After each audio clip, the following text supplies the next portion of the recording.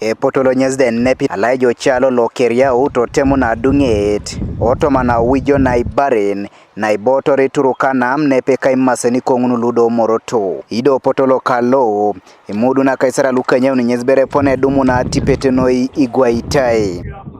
Our operation forces moved in this particular kraal, and several kraals far from here.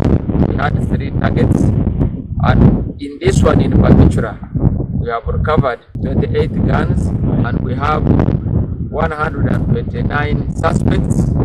Kada rongore potolo lelo sakonye aponi bodumu na Imuudun bobiuni luda boki kintai kwapuna itogoi.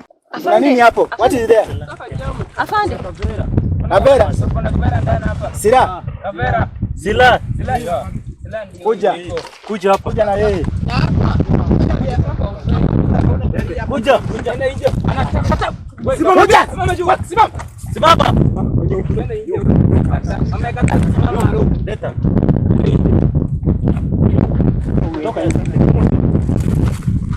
Kuja. Wengia sisi. Yay. Also beard weapon. Also beard the fan. This is another gun that we have just recovered in addition to the 29 that has already been recovered, making a total of 30 with the one empty magazine. The owner is the the owner is here, also a Kenyan Turkana.